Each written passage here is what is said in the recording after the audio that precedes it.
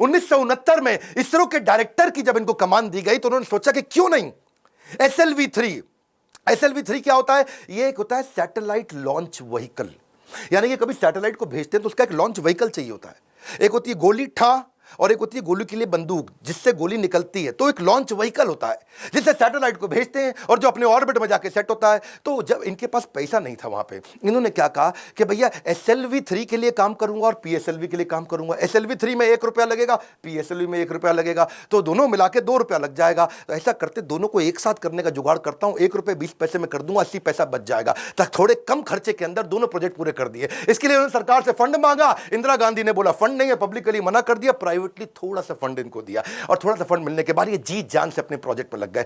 अब अब्दुल कलाम है भैया, 18 घंटे रोज काम करते थे, साल के 365 दिन, लीप ईयर में 366 दिन भी काम करते थे। 1969 से 1989 तक 10 साल इन्होंने अपना जी जान से मेहनत किया। केवल 2 बार छुट्टी ली, एक बार पिता के देहांत पे, एक बार माता के देहांत पे। बाकी दिन कोई सैटरडे संडे नहीं, 15 अगस्त 26 जनवरी नहीं। 10 साल के कठिन परिश्रम के बावजूद 1979 में इनका SLV-3 satellite launch vehicle fail हो गया।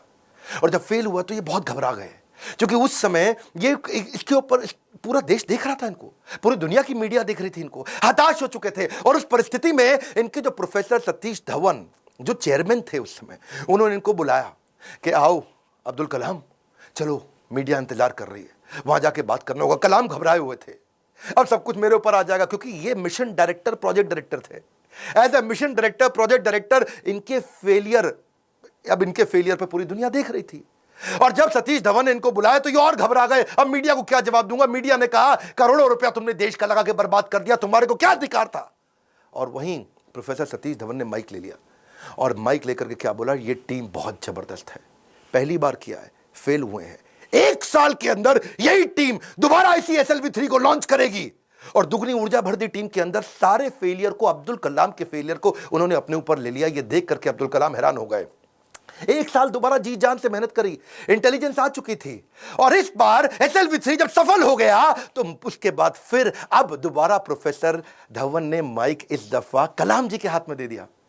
बोला अब तुम सफल हो गए हो, अब जवाब तुम दोगे। अब्दुल कलाम हैरान हो गए, बोले this is called leadership. How to handle success ये सबको आता है, हाउ टू हैंडल फेलियर ये प्रोफेसर धवन ने सिखाया कि जब मैं सफल होऊंगा तो टीम को क्रेडिट दे दूंगा, और जब विफल होऊंगा तो सारा का सारा फेलियर अपने ऊपर ले लूंगा। इस बात से प्रभावित आगे चल के इंदिरा गांधी भी हो गई, और देखा क्या उन्होंने कि ये दोनों ने बहुत जबरदस्त काम किया। उन्होंने प्रोफेसर धवन को बोला मैं अब्दुल कलाम से मिलना चाहती हूं, इन्होंने अब्दुल कलाम को बोला आ जाओ भैया, इंदिरा गांधी मिलना चाहती हैं। वो बोले भाई मेरे पास तो कपड़े नहीं, मैं चप्पल में फटी हुई घूम रहा हूं, मैं कैसे अब उनके आकर के मिलूंगा। तो उन्होंने कहा कि भाई कलाम तुम पहले से ही सफलता का सूट पहने हुए हो, कलाम तुमने पहले से ही सफलता का सूट पहना है, कपड़ों का सूट नहीं चाहिए। और उन्होंने जाकर के वहां जब इंदिरा गांधी से मिले बड़ी प्रभावित थी। उन्होंने कहा कि अब तुम्हारे को डिफेंस में और काम करना पड़ेगा। इस समय चाइना भी, पाकिस्तानी भी, आजू बाजू सब लोग मिसाइल की तैयारियां कर रहे हैं, तुम मिसाइल बनाओ हमारे देश के लिए। और उसी समय अटल बिहारी वाजपेयी से भी उनकी पहली मुलाकात हुई। अटल से जब उन्होंने हाथ मिलाने के लिए आगे बढ़ा तो अटल इनसे हाथ नहीं मिलाए, अटल बिहारी जी इनको गले लगा लिए। इंदिरा गांधी मुस्कुराई, बोलिए ध्यान रखना अटल बिहारी जी ये मुसलमान है।